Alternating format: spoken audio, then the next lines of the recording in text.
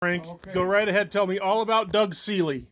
We were playing Ennis, Okay. and of all the people, Doug was on fire. Man, he scored 26 points. Oh my gosh. I mean, he fired. I don't know if we had the 3-pointer then, but he was a good ball player. And so he comes afterwards and he said, "Well, I'm going to quit." I said, "What? Why are you going to quit?" He says, "I fulfill my goal. I want to score 26 points." He said, I don't want to be a basketball player."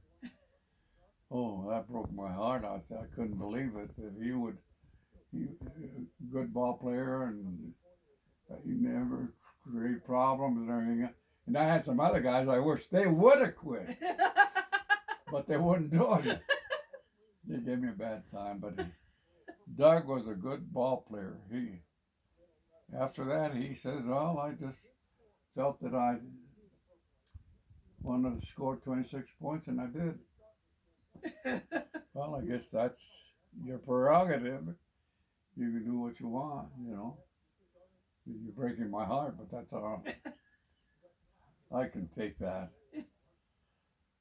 So I used to take him hunting. Can you imagine taking You did Doug Seeley guys? hunting? So we take him down by the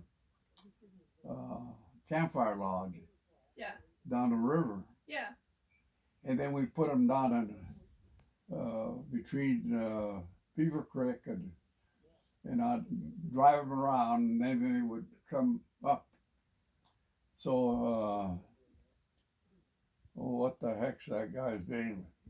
That they own Bicycle Les. Oh, Les McBurney. McBurney. Yeah. What was Yeah. the boy's name? The old Jamie. Jamie McBurney. Jamie. So we didn't trust him, so I took him with me, and I said, "Stand over there by that."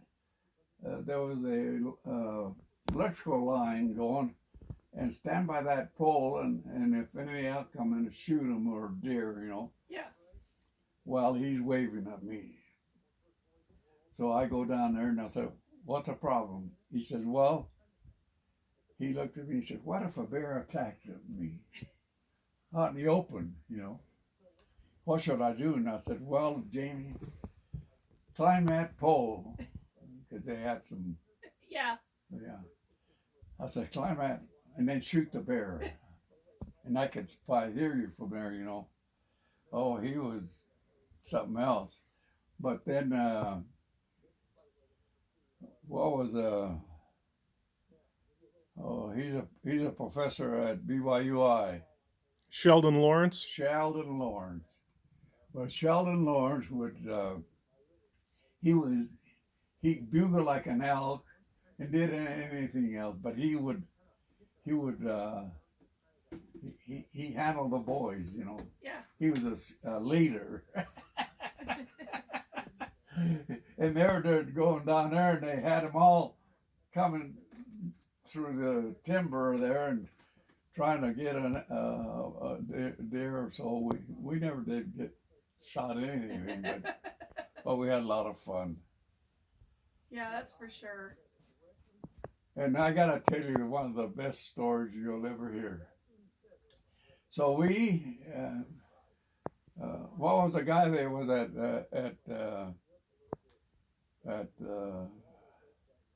Big Western Pine? Bruce Alger was the Bruce Alger. Mm-hmm.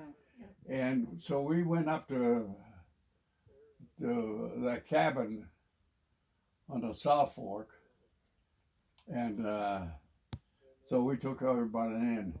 We made these hamburger with potatoes and carrots, and I don't know, and throw them in the fire. Oh yeah, those hobo dinners. Yeah. Yeah. So we ate those and everything else.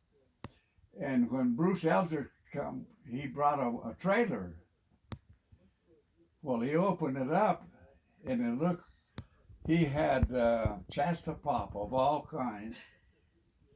He had popcorn. He had a bowl that big of to fix popcorn. So we ate there and started drinking pop. And then we got telling stories. I mean, bad stories about bears attacking us and scared the hell out of these kids. So he fixed this popcorn, and then he get a cube of butter like this solid, about maybe a pound and a half of that one, and he just put it all over that popcorn. Well, they did. Boy, they had like all that butter all over their faces, and drank some more pop, and then we started telling bad stories. Scared the hell out of them. Well, they all with their sleeping bags,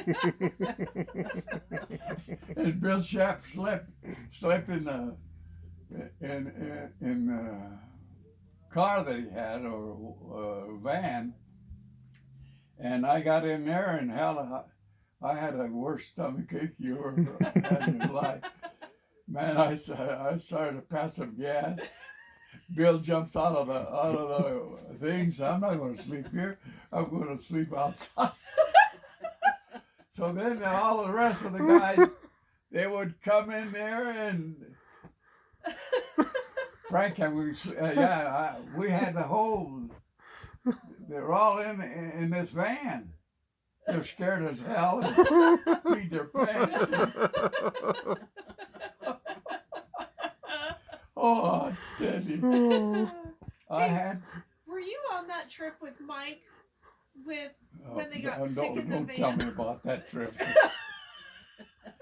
I tell you, Doug sat by me, and he said to me, he says, Frank, Gamp says, I'm not.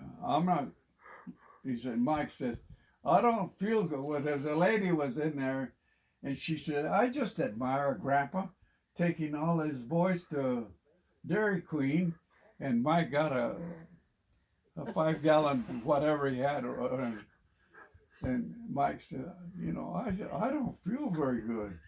They were going up the hill. All of a sudden, oh man, they hit the windshield, and Doug went like this. I'm not going to look, Frank. I'm not going to look. And I said, oh, so I pulled off a road, and everybody just piled out and threw up. So I got the van, and I took them over to church and dropped them off, and they went, and then Bill was living in Three Bear upstairs. Yeah. So I went down there, and I didn't tell him. I called him, Bill, your van's down there. Well, he called me right away, right after about 5 or 10 minutes. He said, what the devil happened to my van?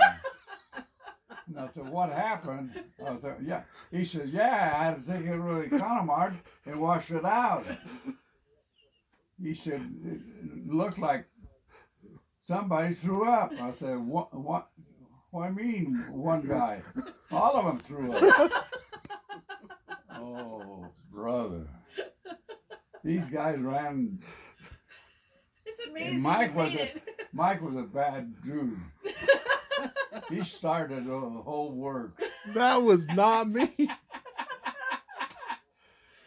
Old Doug is standing there and just says, I'm not going to look, right? Whoa! Man, they hit the windshield and... Oh, man. Oh, my God. That van must have smelled bad, too. Oh, it smelled so bad. It was horrible. Able to roll down the windows? No. Was it cold? No, it was warm, but it was just the little vent windows that you could just pop open on the bottom. So we're all trying to like put our mouths right out there to puke out the outside, but that didn't happen. Oh my gosh. These guys just... It was Beezer and Quinn who started it. Oh. You guys. I'll tell you. We had more... That thing would have been for a movie. I bet people would be rolling in the aisle. Sure. You cannot believe it. I had more fun. Then we went over to the. That's when Doug got that railing. Yeah, Brooke did. Yeah, Brooke did. Brooke, yeah. So then he had it in a restaurant. Somebody stole it. Oh, you're serious? Can you imagine that? Oh my gosh. And Because it was a record. Wasn't it a record? no, it Size was one? for that area it was. Yeah. But they would come up and they'd fly, had wings, Uh-huh. and then they'd dive into the water again. So he fought him, and we finally got him. And I said, "You better mount him." So he did. And the last time he came, he said, "Yaps, you can't believe what happened." I said, "What happened?" Somebody stole it. It was just the tables were there, and it was right on the wall. And somebody just got it and Gosh. it's gone. So, Mm. but we had a lot of fun with these guys, and I really appreciated it. They're good guys, all of them, good people. Well, they must have had then someone showing them something right because they all turned out really good. Yeah, and then I played. I taught them how to play golf, but I wouldn't take all of them. Mm-hmm. So I took Jeremy Robeson, Godwin, myself, and somebody else. I can't remember who it was. So we got down there in Island Park, and we were playing. And he got in a fight with Jeremy. Godwin was always a troublemaker, and he always wanted. So they wanted to pound him out. Well, he was down there. We're on the last hole, and I looked around. And I said, "Where in the hell's my clubs and the cart?" And Jeremy said, "Well, let's go over to the clubhouse over there."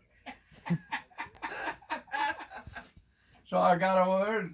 I says, "Godwin, why in the hell did you take the cart and leave us out there? It started lightning and thundering and raining." He says, "Jeremy, call me stupid." Can't believe it.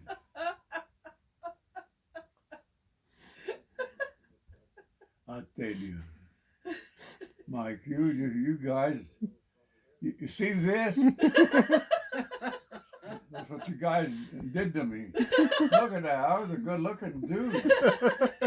And I got to tell you this. This is a funniest thing. Well, my mom, I told her, I said, "Who's my dad?" And she wouldn't tell me. Uh-huh. He said, "I'll go to my grave, you'll never know." So my grandson, Josh, and his wife came up here, and they worked on the Wyndham, and they mowed lawn for the summer. And he said, "We'll find out." So he told me, "Spit in this vial." So I did. And guess what happened? What? 62% Italian. You are? He grew up telling us that he was a Mexican the whole time, all of his life. He was a proud Mexican. Let's see.